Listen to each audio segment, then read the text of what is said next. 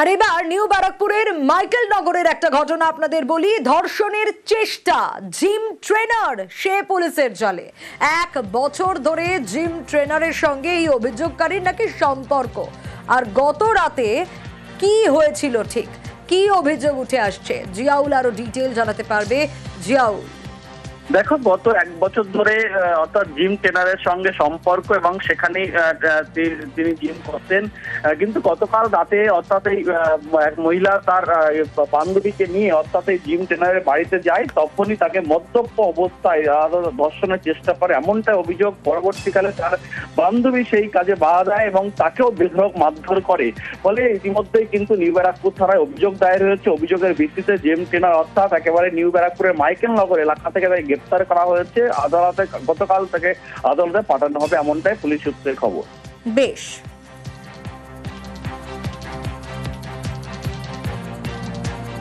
আর এবার ঝোকা আইআইএম এর ধর্ষণের ঘটনার দিকে নজর রাখতে হবে। তার কারণ কল ডিটেলস এবার নজরে রয়েছে এই ঘটনায়।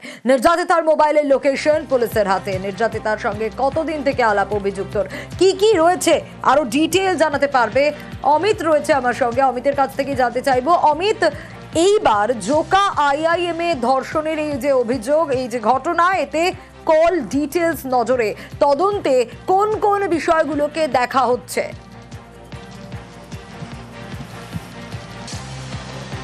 দেখো, তদন্তকারী আধিকারিকরা যে বিষয়টি আরো স্পষ্ট হতে চাইছেন, এই নির্যাতিতা তরুণী যিনি অভিযোগ করেছেন, অভিযোগকারিনীর সঙ্গে অভিযুক্ত এই পড়ুয়ার কবে থেকে পরিচয়, এবং ইতিমধ্যেই যে বিষয়টি এখন পর্যন্ত সামনে এসছে, সোশ্যাল মিডিয়াতে দুজনের পরিচয় হয়। এই পরিচয় হওয়ার পর তাদের যে টেলিফোনিক কনভারসেশন কতদিন ধরে চলছে, এটা স্পষ্ট হওয়ার জন্য কল ডিটেলস রেকর্ড এই মুহূর্তে হাতে পেতে চাইছে তদন্তকারী আধিকারিকরা। এবং এই সিডিআর হাতে পেলে তদন্তকারী আধিকারিকরা স্পষ্ট হয়ে যাবেন যে এই নির্যাতিতা এবং যিনি অভিযুক্ত তাদের মধ্যে কতদিন ধরে যোগাযোগ রয়েছে, তারা কখন কোন সময় তাদের টেলিফোনিক কনভারসেশন হয়েছে, সেই বিষয়টি আরও স্পষ্ট হবে। সেই কারণে সিডিআরের জন্য সার্ভিস প্রোভাইডারের কাছে ইতিমধ্যে মেল করা হয়েছে কলকাতা পুলিশের তরফে।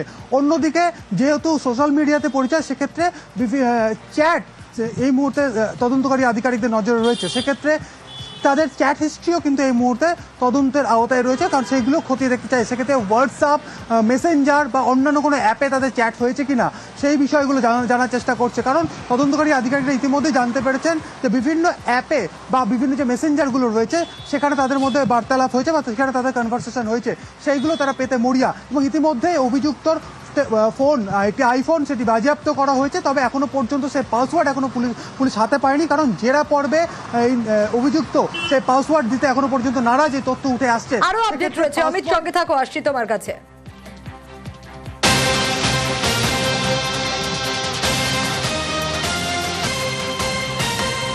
আর এই যে জোকা আইআইএম এ ধর্ষণের অভিযোগ, তদন্ত তো চলছে। অভিযুক্ত পরমানন্দ, তার পরিবারের সঙ্গে যোগাযোগ করা হচ্ছে। কেন? তার কারণ এই যে মেয়েটি এসেছিলেন, নির্যাতিতা এসেছিলেন, বহিরাগত মেয়ে, তিনি কাউন্সিলিং এর জন্য এসেছিলেন। হিসেব মতো তো তিনি বহিরাগত, কিভাবে প্রবেশ করলেন, নানা প্রশ্ন উঠছিল। গতকাল আপনাদের আপডেট দিচ্ছিলাম, অমিতের কাছ থেকেই জানবো যে হঠাৎ করে সাইকোলজিক্যাল কাউন্সিলিং এর কি প্রয়োজন হলো। এই প্রশ্নটা নিশ্চয়ই পুলিশকে ভাবাচ্ছে যে তার কোনো মেডিকেল হিস্ট্রি বা কিছু রয়েছে কিনা, বা আগে তিনি কাউন্সিলিং করিয়েছিলেন কিনা এই অভিযুক্ত পরমানন্দ।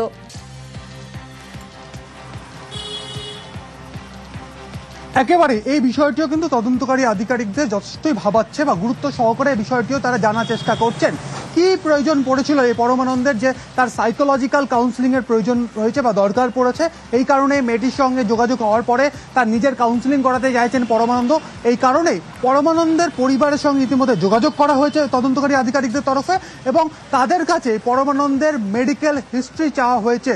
অর্থাৎ এই পরমানন্দ যদি কোনো সাইকোলজিক্যাল কোনো ডিসঅর্ডার বা সেই ধরনের কোনো প্রবলেম যদি থেকে থাকে, বা এর আগে তার যদি এই ধরনের কোনো ট্রিটমেন্ট বা চিকিৎসা তিনি করিয়ে থাকেন, তাহলে সেই চিকিৎসা সংক্রান্ত বা ডাক্তার দেখিয়ে থাকলে সেই ডাক্তারের সমস্ত নথি সমস্ত চাওয়া হয়েছে পুলিশের তরফে। এবং সেই সমস্ত বিষয় কিন্তু তারা খতিয়ে দেখতে চাইছেন, যদি আদতেও এই অভিযুক্তের কোনো মানসিক কোনো সমস্যা ছিলেন কিনা, বা এর আগে কোনো মনোবিদকে তিনি মনোবিদের পরামর্শ নিচ্ছিলেন কিনা, সমস্তটাই কিন্তু এই মুহূর্তে তদন্তের আওতায় রয়েছে। এই কারণেই পরিবারের সঙ্গে যোগাযোগ করা এবং পরিবারের কাছ থেকে এই পরমানন্দের মেডিকেল হিস্ট্রি চেয়ে পাঠানো হয়েছে পুলিশের তরফে। অমিত সঙ্গে থাকো, আসছি।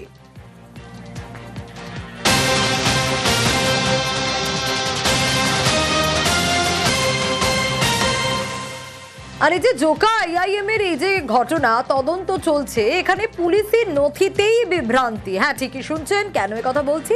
তার কারণ এই যে সাইকোলজিক্যাল কাউন্সিলিং এর দরকার কেন পড়লো, কিন্তু এই সাইকোলজিক্যাল কাউন্সিলর আসলে কে? নির্যাতিতা নাকি অভিযুক্ত? কে কার কাউন্সিলিং করতো?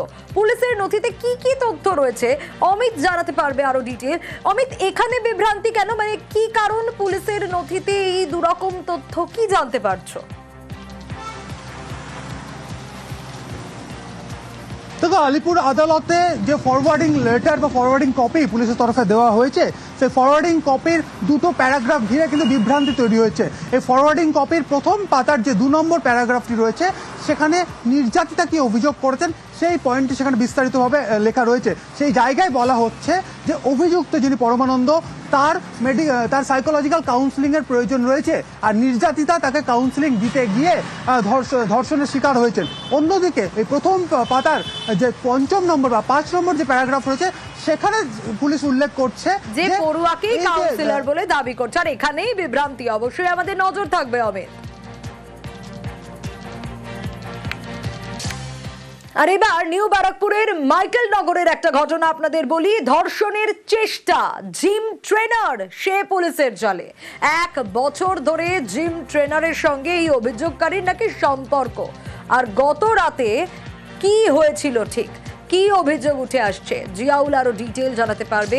জিয়াউল, দেখো, গত 1 বছর ধরে অর্থাৎ জিম ট্রেনারের সঙ্গে সম্পর্ক এবং সেখানে তিনি জিম করতেন। কিন্তু গতকাল রাতে অর্থাৎ এই এক মহিলা তার বান্ধবীকে নিয়ে অর্থাৎ এই জিম ট্রেনারের বাড়িতে যায়, তখনই তাকে মদ্যপ অবস্থায় ধর্ষণের চেষ্টা করে, এমনটা অভিযোগ। পরবর্তীকালে তার বান্ধবী সেই কাজে বাধা দেয় এবং তাকেও বেধড়ক মারধর করে। ফলে ইতিমধ্যেই কিন্তু নিউ ব্যারাকপুর থানায় অভিযোগ দায়ের হয়েছে। অভিযোগের ভিত্তিতে জিম ট্রেনার অর্থাৎ একেবারে নিউ ব্যারাকপুরের মাইকেল নগর এলাকা থেকে গ্রেপ্তার করা হয়েছে। আদালতে গতকাল তাকে আদালতে পাঠানো হবে, এমনটাই পুলিশ সূত্রের খবর। বেশ।